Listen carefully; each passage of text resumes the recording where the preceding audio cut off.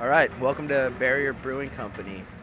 How do craft breweries survive in a market dominated by macro breweries? In a large part, they survive because the consumer, seeks out and almost demands from us now a superior beer, a beer with more flavor, with more nuance and complexity, with more finesse and just more passion. I mean, it might sound cheesy, but like more love behind the beer.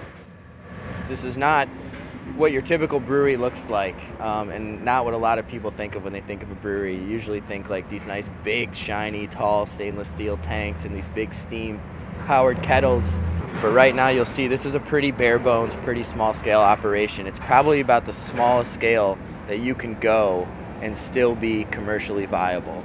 The brewer has to come in every single day and kind of, bust his or her butt, mashing in the grains and milling it all and weighing it out and doing all that and moving the kegs around and doing all this stuff. So there's more of the day-to-day aspect of brewing.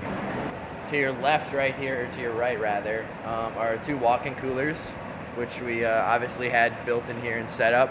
One is our primary fermentation room. Basically what that means is that's the room where all of our fermenters go at the end of brew day. Right in the middle of this room obviously is where we store all of our grain. Malted cereal grain is one of the 4 key ingredients to beer. The other 3 are water, obviously, which is essential, hops, and yeast. And you need a lot of hot water to make beer. You need a lot of water in general to make beer. It's usually about 5 or 6 gallons of water yields 1 gallon of beer. Chances are if you haven't really had a lot of craft beer, you're going to be surprised by how flavor forward that these beers are. They might catch you off guard. So you got to basically just have a really open mind about what you're tasting and what's going on. You kind of first start to appreciate some of the kind of more pronounced malt flavors and some roastiness in a beer. And then you start to appreciate a little bit more of the bitterness and what the hops can do. And before you know it, you're drinking these just these crazy, super intense, just really delicious craft beers. I mean, I hated beer when I was younger. I thought it was disgusting. And now, to me, it's one of the most complex and sophisticated beverages out there. Here's our keg washer. Another critical element to brewing, although people don't, think much about it. You can have the best tasting beer in the world, but if you're putting it in a dirty keg, it's going to taste like shit, so no one's going to want to drink it. So you got to have a good taste, a nice clean vessel to put your finished beer into. So we do spend a lot of time and detail on our keg cleaning. Beer is subjective, for one. So one person's good beer is another person's... Bud Light Lime. Right, exactly. We're in the brew house, so to speak, even though we're still in the same room. Breweries, the area where the actual, the wort is boiled, where the grains are steeped and mashed, that's considered the brew house, which basically consists of 3 main vessels. The first one is your hot liquor tank, and don't let the name fool you. In brewing terminology, liquor means water. So a hot liquor tank is a hot water tank.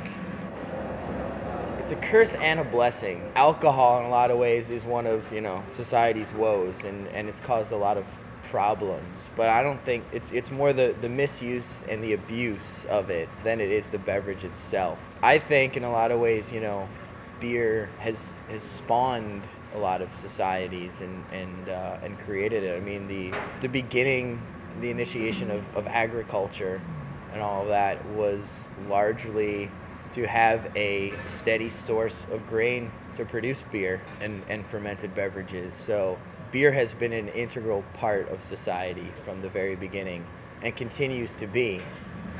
And actually the reason the Mayflower decided to come on shore at Plymouth Rock wasn't because, looking through a telescope, they thought that looked like the nicest place to set up shop. It was because they ran out of beer on board. And there are journal entries that talk about, the beer rations have run dry and we need to land ashore and create more beer. And the first public building that the Pilgrims created was a brewery.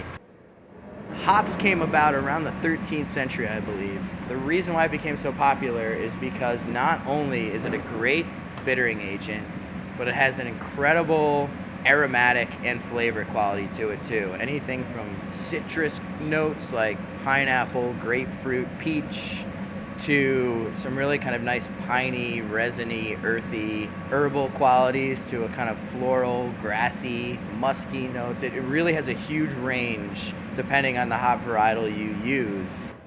I mean, we saw what happened in the late 1920s and 30s when you tried to remove beer from the equation. It only inspired people even more to seek it out and produce it themselves. And so I don't think you can separate it from society. I don't think you can take it away or remove it in a lot of ways, because it's kind of ingrained in us as humans.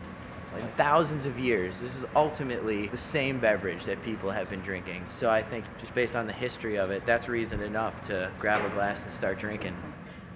Beer to me is more of a culinary endeavor in a sense. I mean, because it's the brewer really has to create this recipe, has to create the right combination of ingredients and all of that, and then at the same time also has to consistently reproduce that batch after batch after batch.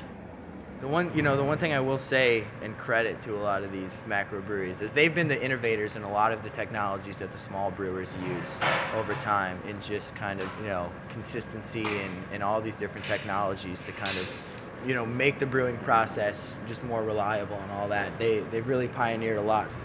Our brewery alone we're doing 17 different styles of beer. And this with the way the palates are these days, I mean, that's what people, they don't want to drink the same beer every time they go out. They don't even want to drink the same beer in the span of 2 hours out at a bar. They want to try 3 or 4 different beers. It's the challenge and the inspiration to us as the craft brewers to explore everything beer has to offer. The consumers out there, they're very vocal, and they'll tell you, if you've done a good job or if you've done a bad job. And we obviously respect their opinion and owe a lot to them for, the fact that they're happy, especially even in, an economy like now where people don't have a lot. People are still willing to go out and drop a couple extra dollars on, on a well-crafted beer that we've produced, as opposed to saving some money and drinking a Bud. This might sound a little silly, but I mean it in all seriousness. You got to drink a lot of beer. You gotta taste everything that's out there. You just gotta familiarize yourself with beer as much as possible.